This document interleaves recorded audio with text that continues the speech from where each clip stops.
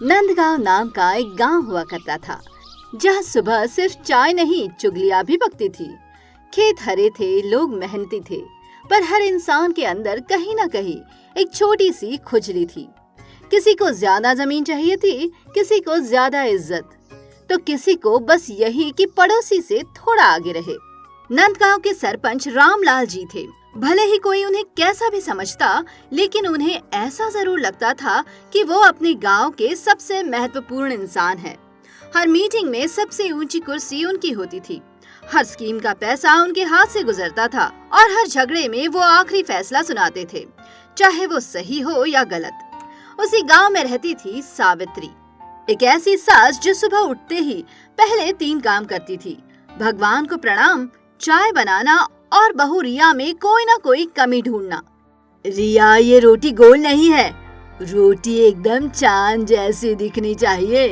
माँ जी, चांद भी हर रात गोल नहीं होता।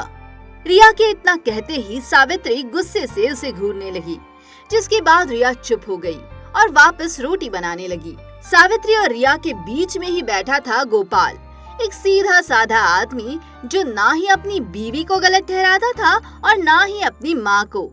यही कारण था कि दोनों उससे नाराज रहती थी। सावित्री का एक खेत भी था, जिसमें रोज धनिया दिन भर मन लगाकर काम करती और दिहाड़ी लेकर शाम को घर लौट जाती। लेकिन एक दिन जब धनिया खेत में काम कर रही थी, तभी उन्हें कुछ अजीब सा दिखता है। उन्होंने देखा कि खेत के एक कोने में बिना बोए एक कद्दू उगाया था। देखने में तो वो कद्दू काफी सुनहरा और चमकदार था, मानो जैसे उसके अंदर से रोशनी आ रही हो। साथ में उसी कद्दू के पास मिट्टी में आधा दबा एक आलू भी था, जो बिल्कुल आम लग रहा था, पर उसकी एक कली थोड़ी खुली हुई थी, मानो जैसे कोई आंख हो। धनिया ने जब दोनों सब्जियों को देखा तो वो सोचती है, क्यों ना इसे बाजार में बेचाऊं। लेकिन तभी एक आवाज आती है, बेचोगी तो कुछ नहीं मिलेगा। धनिया चौंक जाती है। वो हैरानी से चारों तरफ देखती है, लेकिन वहाँ कोई नहीं था। अब डर के मारे वो कहती है, कौन है यहाँ? किसने बोला? मैंने बोला। आलू की कली आंख थोड़ी खुली। धनिया आलू को बोलता हुआ देख थोड़ी चौंकी जरूर, लेकिन उसे राहत भी महसूस हुई। उसने अपने छाती पर हाथ रखा, फिर लंबी सांस ली और बोली, अच्छा तो क्या चाहते हो तुम? क्या करूं मैं तुम्हारा? आपको कुछ नहीं करना, आप बस हम दोनों लोगों को लेकर चलिए, बाकी जो करना है वो हम खुद कर लेंगे। धनिया आलू की बात मान लेती है और आलू के साथ कद्दू को लिए गांव की तरफ चल देती है। जब धनिया चौपाल पर पहुंची और उन्होंने बताया कि आलू बोलता है, तो वहां मौजूद सारे लोग जोरदार ठहाके के साथ हंस पड़े। अरे धनिया, ये क्या कर रही हो? धूप में ज्यादा काम कर लिया क्या? अरे भाई, शायद नींद में सुना होगा। इसमें नया क्या है? इस गांव में पहले से ही ऐसे बहुत बोलने वाले हैं जिनको कोई नहीं सुनता। एक आलू और सही। सरपंच की बात सुनकर एक बार फिर सारे लोग हंस पड़े, लेकिन तभी अचानक से कद्दू चमकने लगता है। वो एक बार फिर चमका, फिर दोबारा, फिर तीसरी बार। उसकी सुनहरी रोशनी मानो इतनी तेज थी कि सबकी आंखें चकाचौंध हो गई और चौपाल पर पूरी तरह सन्नाटा छा गया। क्या है ये? हटाओ इसे, मुझे कुछ नहीं दिख रहा। कद्दू एक बार फिर चमकता है, लेकिन इस बार उसके अंदर से चमक के साथ एक धुंधली सी तस्वीर भी उभरी। तस्वीर में रामलाल सरपंच नजर आ रहे थे। वो एक बड़ी हवेली में बैठे थे और सोने के गिलास में पानी पी रहे थे। रामलाल जी ने जब ये दृश्य देखा तो उनकी आंखें खुली की खुली रह गई। अरे देवा, क्या ये मेरा भविष्य है? तभी आलू बोल पड़ता है, नहीं नहीं, ये तुम्हारा लालच है। आलू की बात सुनकर रामलाल ने कुछ नहीं कहा, मानो उसने शायद सुना ही नहीं। ये सारा दृश्य सावित्री वहाँ खड़े देख रही थी और अब उनके मन में एक जिज्ञासा उत्पन्न होने लगी कि वो इन आलू और कद्दू का जादू देखे। उस रात सावित्री चुपके से अपने खेत में पड़े कद्दू के पास आई। घर में सब सो रहे थे। चांद की रोशनी आंगन में फैली हुई थी और उस चांद की रोशनी में कद्दू की चमक और तेज हो गई थी। अब सावित्री जो ही कद्दू के पास आई और उसे पास से देखा, कद्दू ने तुरंत एक तस्वीर बना ली। उस तस्वीर में रिया घर के सामान ले जा रही होती है और गोपाल दरवाजे पर खड़ा रो रहा होता है। सावित्री ने जब तस्वीर में रिया को जाते देखा तो उनके चेहरे पर संतुष्टि की झलक दिखी और वो मन ही मन बोली, अरे वाह, इसका मतलब मेरी चुड़ैल बहू घर से चली जाएगी, क्या बात है। लेकिन जब उन्होंने गोपाल को रोते बिलखते देखा तो उनका वही संतुष्टि भरा चेहरा चिंता से भर गया। तभी बगल से एक चांदनी जैसी शांत आवाज आती है, काकी, जो तुम देख रही हो वो भविष्य नहीं है, बल्कि ये वो रास्ता है जिस पे तुम अभी चल रही हो। अगर तुम ये सब होते नहीं देखना चाहती हो तो अपना रास्ता बदलो, मंजिल तो खुद बदल जाएगी। आलू की बात सुनकर सावित्री कुछ कह तो नहीं पाई, पर उनकी आंखें भर आती है और वो वापस अंदर चली गई। अगले दिन गांव में बलराम नाम का एक तांत्रिक आया। उसने काली धोती पहनी थी, माथे पर लाल तिलक ताज, हाथ में एक पुरानी छड़ी थी जिस पर घुंघरू बंधे हुए थे और वो नंदगांव में हौले हौले ऐसे चल रहा था जैसे वो यहीं का हो। बलराम जब चौपाल के नजदीक आया तब उसे वहाँ कुछ लोग बैठ के बात करते हुए दिखे। अब बलराम उनके पास जाता है और कहता है, सुनो भाई लोग, मैंने सुना है कि इस गांव में कुछ अजीब सी चीज मिली है, क्या ये सच है? बलराम की बात सुनकर वहाँ मौजूद सारे लोग एक दूसरे को देखने लगते हैं, मानो वो बलराम को कुछ नहीं बताना चाहते थे। तभी बलराम की नजर वहाँ मौजूद कद्दू पर पड़ी। कद्दू को देखकर उसकी आंख जरा सिकुड़ी, पर उसने अपने चेहरे पर मुस्कुराहट बनाए रखी। ये तो बहुत शक्तिशाली चीज है, इसमें किसी का भी भविष्य बदलने की ताकत है, पर इसे कंट्रोल करने के लिए एक विशेष पूजा का आयोजन करना होगा, जो मैं कर सकता हूँ। बलराम की बात सुनते ही धनिया बोल पड़ी, और इस पूजा का कितना लगेगा तांत्रिक जी? बलराम मुस्कुराया और बोला, ज्यादा कुछ नहीं देवी, बस थोड़ा सा सहयोग। इसी बीच रामलाल सरपंच आगे आए और बोले, ठीक है, हम देंगे सहयोग, पर पहले ये बताओ कि क्या ये कद्दू मुझे वो बना सकता है जो मैंने देखा? बिल्कुल, इसमें कोई शक नहीं। तभी आलू बोल पड़ता है, वो झूठ बोल रहा है। रामलाल जी ने फिर से आलू की बात को अनसुना कर दिया और बलराम को बोले, ठीक है तांत्रिक जी, आप पूजा की सामग्री लिखा दीजिए, हम बंदोबस्त कर देते हैं। बलराम ने फटाफट एक कागज पर पूजा की सामग्री लिख दी और बोला, ये लीजिए सरपंच साहब, इसमें मैंने पूजा की सारी सामग्री लिख दी है, और हाँ, पूजा आज रात ही होगी क्योंकि आज ही शुभ मुहूर्त है।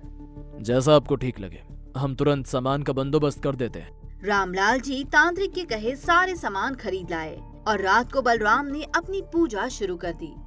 सबसे पहले बलराम ने कद्दू को बीच में रखा, उसके चारों तरफ दिए जलाए और फिर जोर जोर से भयानक आवाज में अजीब अजीब मंत्र पढ़ने लगा। अब उस जोरों शोरों से चल रहे पूजा को देख गांव के कुछ लोग भी वहां जमा हो गए। उस रात चांद अपने पूरे आकार में था और पूरे चांद की रोशनी में कद्दू की चमक ने बीच पूजा में ही कुछ ऐसा दिखाया जिसकी बलराम ने कभी कल्पना भी नहीं की थी।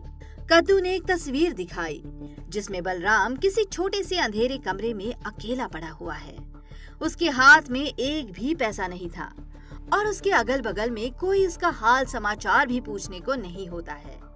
तभी आलू बोल पड़ता है और इस बार वो इतनी जोर से बोला कि उसकी आवाज पूरे गांव में सुनाई दी। बलराम, तुमने पूरी जिंदगी लोगों के डर को अपना हथियार बनाया, सबको धोखा दिया, धोखे से पैसे कमाए, पर देखो आज इस चांद की रोशनी में तुम्हारी असलियत यहाँ खड़े सबके सामने आ गई।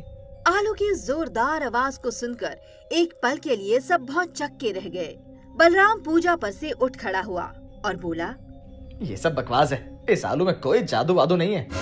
तो फिर आप डरे क्यों तांत्रिक जी? धनिया की बात सुनकर बलराम सुन पड़ गया क्योंकि उसके पास उसके प्रश्न का कोई जवाब नहीं था। बलराम को ऐसे चुप देख कुछ लोग हंस पड़े, कुछ ने उससे घूरा और फिर धीरे धीरे सब वहाँ से जाने लगे। हमें तो पहले ही लगा था ये कोई ढोंगी है। हाँ भाई, मुझे भी कुछ ऐसा ही लगा था। बलराम अपनी बेइज्जती बर्दाश्त नहीं कर पाया और सुबह होने के पहले ही गांव छोड़कर भाग खड़ा हुआ। बलराम के जाने के बाद गांव में एक अजीब सी शांति आई, पर उस शांति में एक बेचैनी भी थी। अब लोग कद्दू और आलू को सीरियसली लेने लगे, लेकिन साथ ही बहुत लोग उससे डरने भी लगे थे क्योंकि ये बात हर कोई जानता था कि कद्दू वही दिखाता है जो तुम चाहते हो और आलू वो दिखाता है जो तुम हो। एक दिन रामलाल सरपंच को अपने आप को जानने की खलबली मची और उसी उत्साह में वो उस रात अकेले कद्दू के पास जा बैठे। बताओ, मैं गलत हूँ क्या? गलत या सही तो बाद में देखेंगे, लेकिन पहले तुम ये बताओ, पिछले 10 साल से गांव में जो फंड आया उसके आधे हिस्से का तुमने क्या किया? आलू की बात सुनकर रामलाल सुन्न हो गए। क्या हुआ, जवाब नहीं है? मैं क्या बोलूं, मुझे समझ नहीं आ रहा। खैर, जो हुआ उसे छोड़ो, अब कोई उपाय बताओ जिससे मैं अपनी गलतियां सुधार सकूं। अगर तुम सच में अपनी गलती सुधारना चाहते हो तो एक काम करो, बच्चों का जो स्कूल अब तक अधूरा है उसे पूरा करवा दो, बस इतना ही, बाकी सब खुद ठीक हो जाएगा। अगर लोग पूछेंगे कि पैसा कहाँ से आया तो मैं क्या जवाब दूंगा? तो सच बताना। अरे तुम्हें क्या ये आसान लगता है? लोग क्या सोचेंगे मेरे बारे में? अब वो तो वक्त ही बताएगा, लेकिन फिलहाल तो यही सही उपाय है। रामलाल जी इतना सुनकर वहाँ से लौट गए। अगली सुबह सावित्री के घर में कुछ नया देखने को मिलता है। आज सावित्री सुबह उठी और उन्होंने खुद सबके लिए चाय बनाई। फिर जब रिया आई तो बड़े प्यार से उन्होंने रिया को चाय का कप दिया। माँ जी, क्या ये आपने बनाई है? हाँ, पियो। रिया ने एक घूंट लिया और काकी के मजे लेते हुए बोली, थोड़ी कड़वी है तो मत पियो। रिया हंस पड़ी और रिया के हंसते ही सावित्री भी हंसने लगी। सावित्री ने रिया को उस दिन की सारी बात बताई जो उन्होंने आलू और कद्दू से सुना था। अच्छा, तो इस बात से आप परेशान हैं? हाँ, लेकिन सुनो, उस रात मैंने जो गोपाल का चेहरा देखा, मुझे वो नहीं दिखना चाहिए। रिया ने काकी का हाथ पकड़ा और बोली, आप बेफिक्र रहिए माँ जी, वो दिन कभी नहीं आएगा। सास बहू के इस प्यार भरे मिलाप को गोपाल दूर खड़ा दरवाजे से देख रहा था, लेकिन उसने वहाँ कुछ नहीं कहा और खेत में जाकर आलू के सामने हाथ जोड़ के बैठ गया। अब तुम क्या चाहते हो? कुछ नहीं, तुम्हारा दिल से शुक्रिया। गोपाल को सुनकर आलू चुप हो गया, पर उसकी कली आंख में थोड़ी सी गर्माहट आ गई, मानो वो भी अब संतुष्ट महसूस कर रहा हो। तभी अगली रात कुछ ऐसा होता है जिसके बारे में किसी ने भी नहीं सोचा था। धनिया ने देखा कि कद्दू की चमक धीरे धीरे फीकी पड़ रही थी। हे भगवान, ये क्या हो रहा है? घबराओ मत धनिया, जब लोग सही रास्ता चुनते हैं तो लालच की रोशनी कम हो जाती है। कद्दू को ताकत लोगों की चाहत से मिलती थी, और चूंकि अब लोगों की चाहत बदल रही है, कद्दू भी बदल रहा है। धनिया थोड़ी हैरान तो थी, लेकिन वो उस समय वापस लौट गई। लेकिन जब सुबह वापस आई तो वो देखती है कि सुनहरा दिखने वाला कद्दू अब सामान नारंगी रंग का हो गया था, मानो जैसे किसी ने उसके अंदर का दिया बुझा दिया हो। पर दूसरी ओर आलू की कली आंख अब पूरी तरह खुल चुकी थी और उसकी आवाज भी पहले से ज्यादा साफ थी। आलू भाई, क्या अब तुम भी चले जाओगे?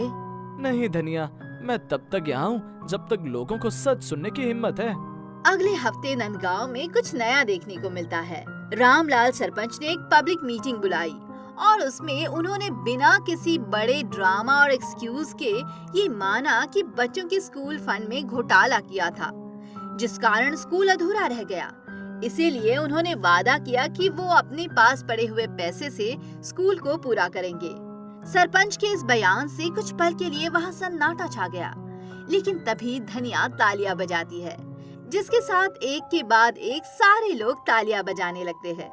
सबको खुश देख सरपंच की आंखों में भी चमक साफ झलकने लगी। ऐसा लग रहा था मानो वो अंदर से काफी संतुष्ट महसूस कर रहे हो। दूसरी ओर सावित्री और रिया भी साथ में रसोई में काम कर रहे थे। रिया रोटी बना रही थी और दूसरी ओर काकी सब्जियां काट रही थी। आज रिया की रोटी फिर से गोल नहीं बनी, लेकिन काकी इस बार रिया को कुछ नहीं बोली और मन ही मन वो काफी खुश थी। उधर गोपाल ने भी हाथ चाटते हुए कहा, आज खाना अच्छा लग रहा है। वो तो हमेशा से अच्छा था, तू ही ध्यान नहीं देता था। काकी के इतना कहते ही सारे ही हंस पड़े। अब रात को चांद फिर निकलता है और धनिया हमेशा की तरह आज भी आलू के पास बैठी उससे बातें कर रही थी। आलू भाई, तुम्हें अब कैसा लग रहा है? काफी हल्का। जब लोग सच सुनते हैं तो हमें ज्यादा जोर नहीं लगाना पड़ता। और अगर कल कोई फिर गलत रास्ता चुन ले तो मैं फिर बोलूंगा, क्योंकि सच बोलना बंद नहीं होता। धनिया मुस्कुराई और फिर घर लौट आई। जादुई कद्दू आज भी सावित्री की खेती में पड़ा है, पर अब वो चमकता नहीं, बस पड़ा ही रहता है। और आलू आज भी बोलता है, पर बहुत कम ही लोग उसके पास जाते हैं, क्योंकि सच सुनने के लिए तो हिम्मत चाहिए, जो हर किसी के पास नहीं होती। और धनिया हमेशा की तरह रोज सुबह खेत में जाती है, मेहनत करती है और रात को चांदनी रात में आलू से बात करती है। उधर सावित्री के घर में आज भी सावित्री कड़वी चाय बना रही है, लेकिन अब रिया बिना कुछ कहे पूरी पी लेती है। इसी के साथ गोपाल अब भी बीच में फंसता है, पर वो धीरे धीरे सही गलत की साई लेना सीख रहा है। दूसरी ओर गांव में रामलाल सरपंच जी अपने पैसों से बच्चों का स्कूल पूरा करवा चुके हैं और अब बच्चों को स्कूल जाता देख गांव वाले भी बहुत खुश है।